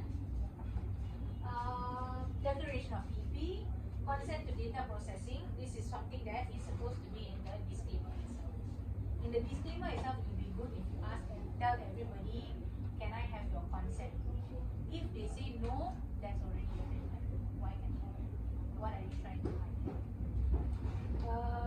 This is why this disclaimer is very important for everyone, so that they know you are really with them on it. Okay, nowadays when we do the bank stuff, apart from the application form, we also set up the PDP, personal data protection, which we don't have here, which even MSPs have not requested of any. So I think going forward, maybe in future, we will request the PDP document signature. PDPA. Personal Data Protection Act. Okay, so there is Polisi a. already What limited satu Not there, here we don't have. So, does this comply with that?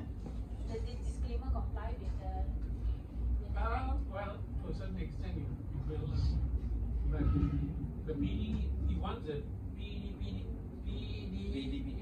PA Act comes into force, which now I think they're coming in, they will insist on that.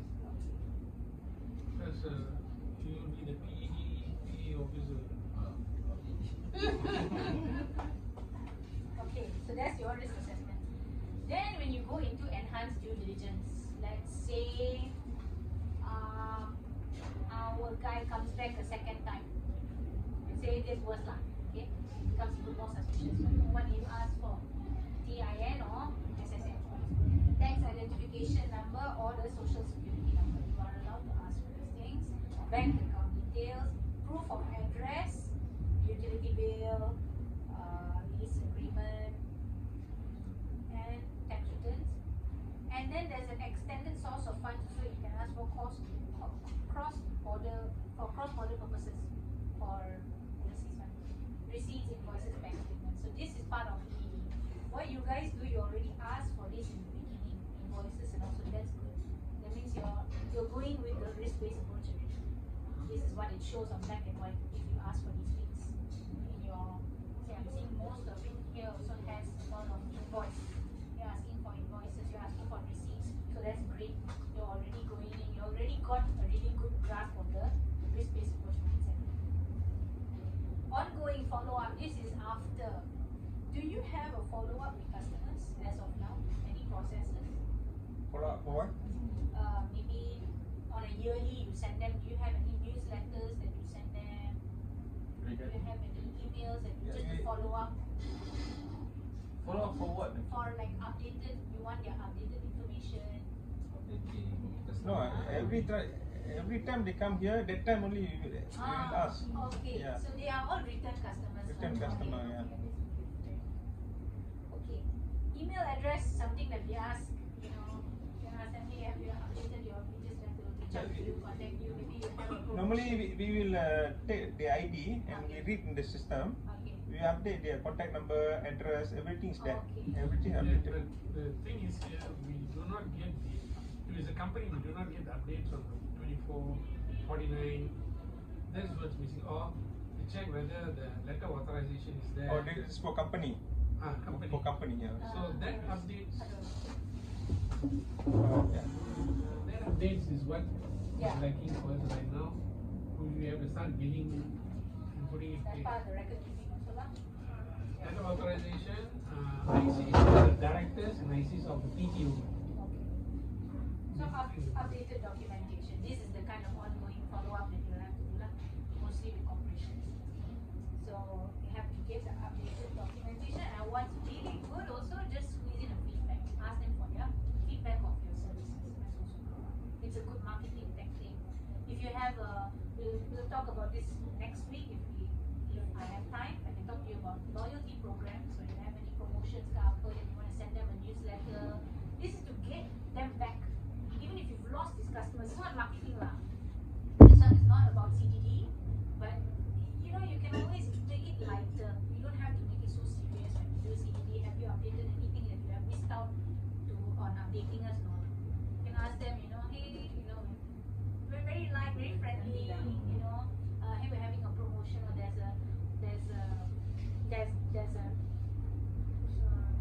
pocket or a window where you can come, and you know these currencies are lower margin ke apa sih lah, and then invite them back. Senang cerita ambil hati dia lah.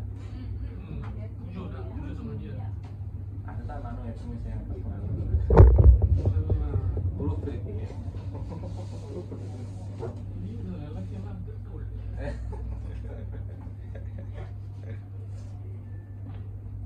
Yeah, form. Okay. Were we going to go through this? I don't think we were. I think SPR will do another time. Oh, We were supposed to go through the SPR. I think another day we will. fine. Okay. Okay, so we will go through STR another time. I think we don't have much time left. We do a thorough STR Yeah. because there has been changes in the STR form. Just want to let you know the latest AML CFT as of June 2024, they've given new sets of forms for all those finance company, banks, including MSBs. It's all drop-down button. Make it easier. Last time it's all free flow. Susah, apa nak bubur sini, apa nak bubur sana. Very difficult. Now it's all free flow. Drop-down button. They check, and you put in. And there are two areas. One is you don't have full information. You just give the basic information that you have. But if you have full information, you have to fill up the whole thing. Okay? I have it here, but I don't think I'll show you. I Alright, don't think that I'll was a show good you. Another day. Okay, so STRs. Let's just very briefly, I only have 4 slides about this. I'm not going deep, but it is very important. Translate suspicions into a verified document. That's what STRs are. You can do it internally. How do you accurately word discrepancies? This one we will go to next week. I'll give you the proper jargon, the right ways of how do you want to communicate in black and white. What are the words that you use? So you can say terms like modus operandi, terms like this word discrepancy. So you've got these big words that can help us to really express our suspicions. Very difficult sometimes to express it. So it's good to get a hold of these jargons. Maybe next week we'll go through that. Understand the next steps from sanction screenings and look out for red flags. Okay, so let's go through it. Sanction violation. One thing I want to talk about is, even though you do your sanction screenings, the AI just said, high-risk jurisdictions as of February 21st, 2025 for blacklisted countries use front companies, shell companies, joint ventures, and complex opaque ownership structures in order to skirt these screenings. So you officers of the financial institution, you're called to increase your countermeasures against the risk of terrorism financing and proliferation financing in relation to transactions involving these areas. So what are your mitigation now? How are you going to mitigate it? This is all your head of compliance will go through. But this is how you are, the reasons why you should be suspicious. It appears unusual.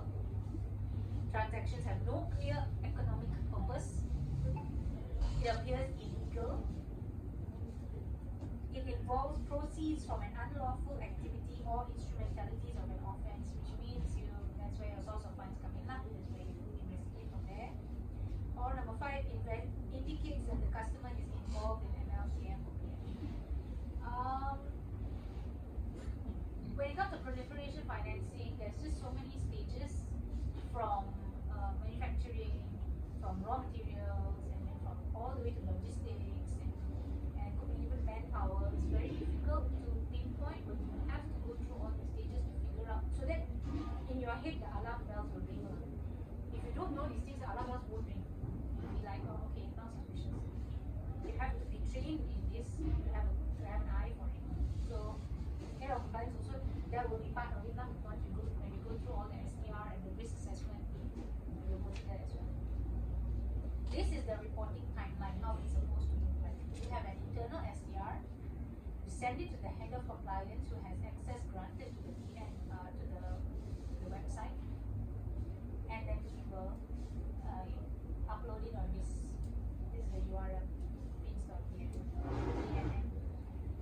It must be filed within the next working day from when the CO, compliance officer, determines suspicions and at his sole discretion and independence. So give him enough time to investigate it with you, because by the next day it needs to be filed.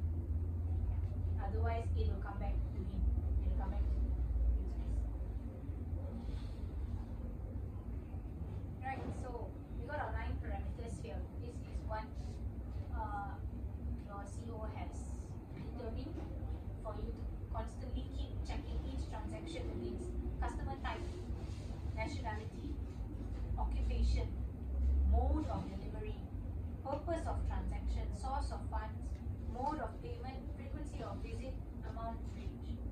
Most of these are actually in here, so you guys are very well versed with your parameters now. That's great. PMS is there already. Your mindset is really, it's at the back of your head. It's subconscious already, so that's great.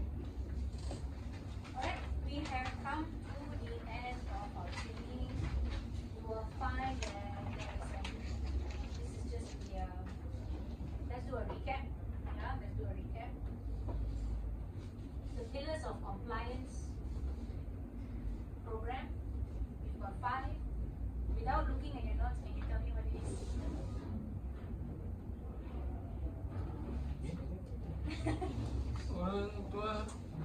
Internal policies, head of compliance, yeah, you can read it. Ongoing training, independent audit, and ongoing training.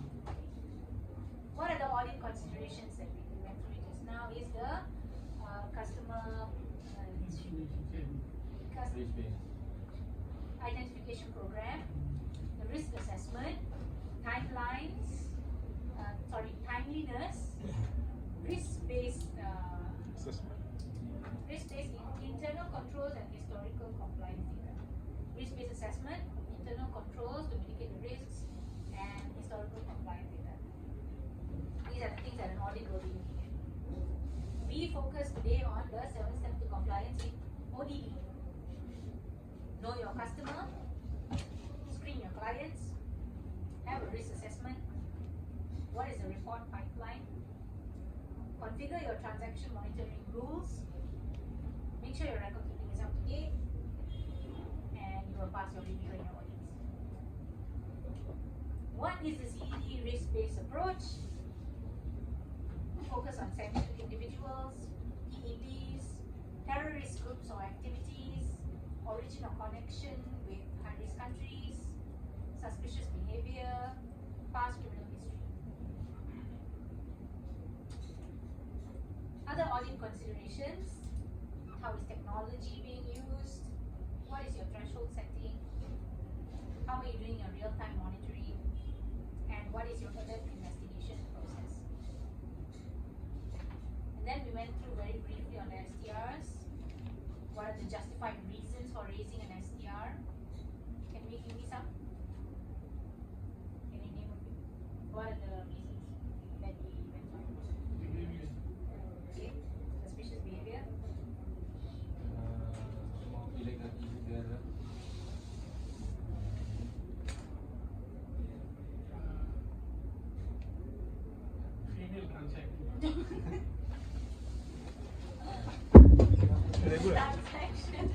transaction regularly, Appear big amount. unusual, very yeah. Really, A woman always coming to transact.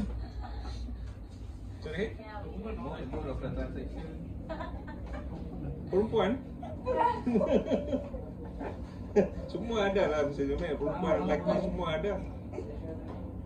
Yep. It is as no sorry, that is nationality. Yes, we look at the risk. Yeah, risk assessment. If it appears illegal, no Yeah, economic looks purposes, suspicious. Yeah, looks yeah, suspicious. Looks suspicious, unusual or illegal. Yeah. Another thing, somebody who looks like him. What? Like what? Religious people. Or like you, terrorist. Terrorist. Look like terrorist. And then your timeline. Okay, 3 stages of the timeline from when you have an internal STR, then it goes to head of Head of compliance. compliance. Then you're gonna send to. Yeah. Alright, awesome. The 9 parameters. Can you say front just go 9 Customer parameters. staff, nationality. Customer. Because of that, you can read it. Okay lah. So you guys have the slides if you want it. You pass it to you also. But so that's it. That's all the information that I can give you over this for the training for today. We have covered the first 2 objectives. First 2 objectives: familiarizing your role in compliance and the importance of informative STR. We'll go through much more in depth. We don't want to overload you with too much information. This is more of an awareness program. It's more of recalibrating, really just trying to make sure that our mindset is right when we're looking at this, doing our day to day. I think we are ready now for a quiz. You. 10 questions only. Very simple. Let me just okay. Reorder the 7 steps of compliance. Can you see? Oh, sorry, only 4 steps. I couldn't put more. Can you see? I cannot. Cannot. Okay. Client screen. Reorder them. So what's first? Reorder. Oh. Reorder Client first. Second. Configure transaction. Dah report kan yang mana? ಇಲ್ಲ, report conditional. 1. Client screening. 2. Report pipeline. 3. Configure transaction monitoring rules. 4. Record keeping. Alright. Alright. What is not to EDD document? Bank account. Bank account no.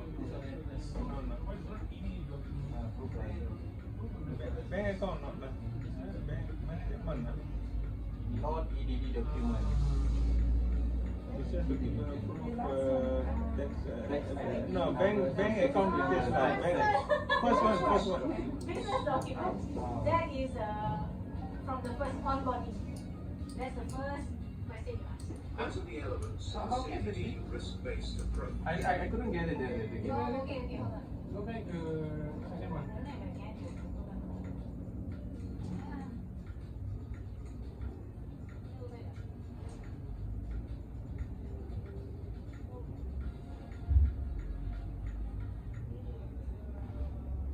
Game over.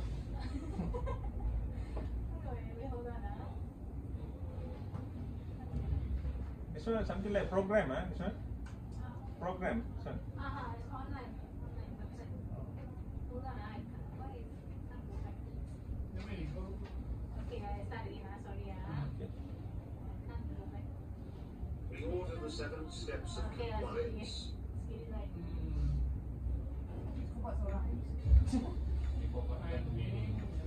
Report number should be number 2.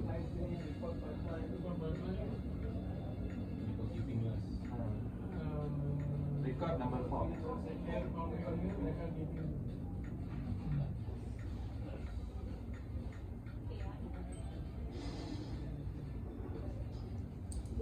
Client screening. 2. Report pipeline. 3. Configure transaction monitoring rules. 4. Record keeping.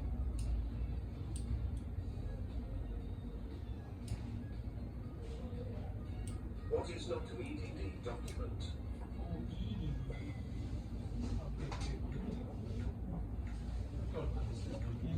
CDD. CDD customer gila. EDD is additional. Enhance. This is enhance. Enhance. Business documents. But the question is not. Why not? EDD document. Business document is something you have from onboarding itself. CDD itself, yeah, business documents. What are the elements of a CDD risk-based approach? Perhaps suspicion Or CDD. sanction individual, yes. Various countries, CDD, sanction, individual. 1, 2, 3. That's all about, right? Okay, all of it up. Connection with high-risk countries. PEPs. Sanction individuals. Suspicious behavior. What is your risk assessment of a client whose transactions are of high volume every month?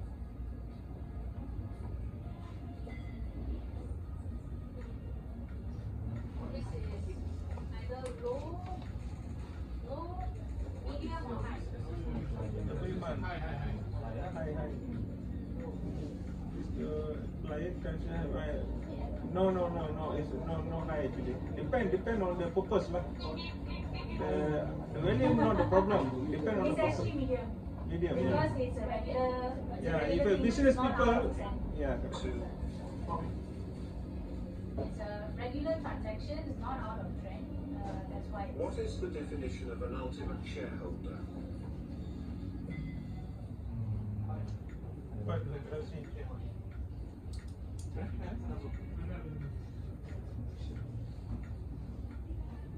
25%. Minimum 25%.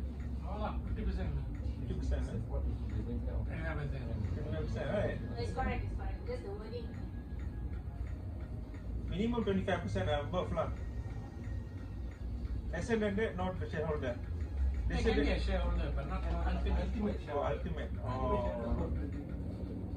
Someone who owns more than 25% of a company. What is not a pillar of compliance?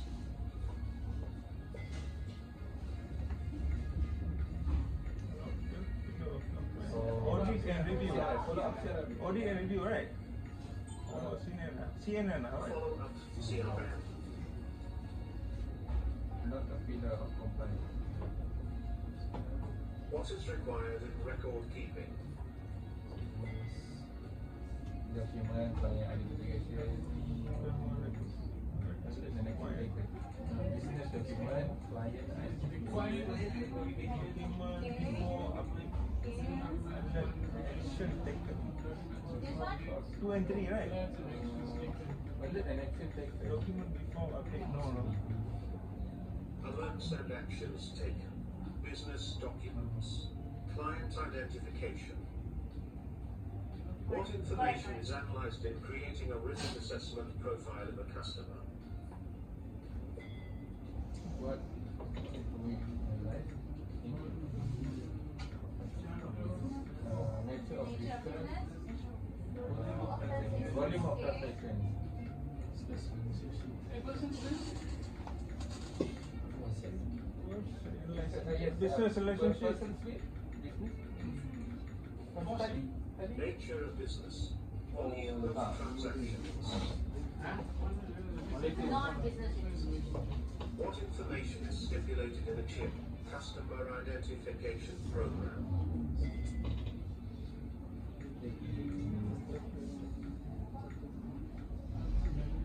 One is idea, one is ID?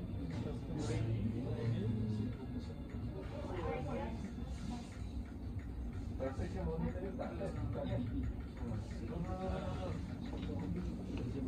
ID. Proof of address. Ultimate beneficiary information. But not transaction. What does a risk-based approach to CDD entail?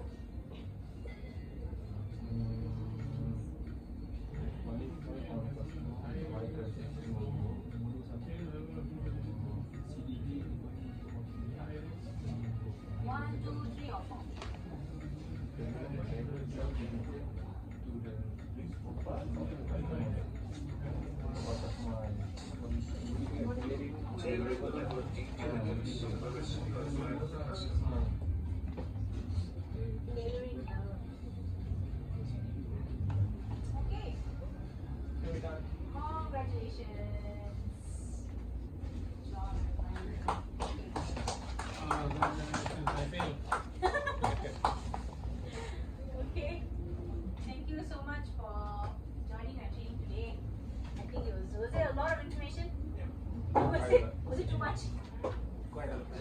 Well, was it Pikiran tergugah. was it things that you already knew? Some of it. But like I said, it's an ongoing process. We learn. Yeah. Keep learning, keep learning lah. Keep learning. Not everything will be applicable because it's like we are small MSBs. Maybe the bigger MSBs or other FIs, everything will be applicable, like social security numbers and all. But it's a learning process. Yeah, yeah. I also learned a few. I failed a few questions today. Thank you. I hope we can meet next week. Next week what will happen is vocabulary. We speak on what are the kind of questions, how you ask the question. Because that is more, now we are teetering more on marketing. Because you guys are, there is a little element of customer, what's the word? Interaction. Yeah, customer interactions, yeah. So you have a lot of that in your role. So the friendliness part really is very important. So how are you going to ask this question? And I would like to also introduce to you 2 or 3 platforms, free online platforms for your team to work together, all online. How you tasks even between each other, what tasks you share with somebody else, what account that you are sharing with someone else, and questionnaires that you can make online and you can send online to your customers. So this is all processes. I think you're the one that takes care of these processes, right? Yeah, you determine what processes go through. So none of this is mandatory, but it will make your job easier. So hopefully we can explore some of these softwares, all free, but it's easier for you to manage your team. Manage your team, manage the communication, manage even communication with clients. So next week we'll go through that. Okay. Great. Thank you so much. Press the button. There in the document, unput இப்பவே செய்யறேன்.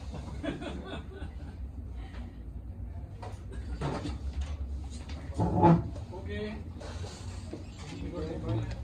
Belum balik ni. Selamat berbuka puasa besok.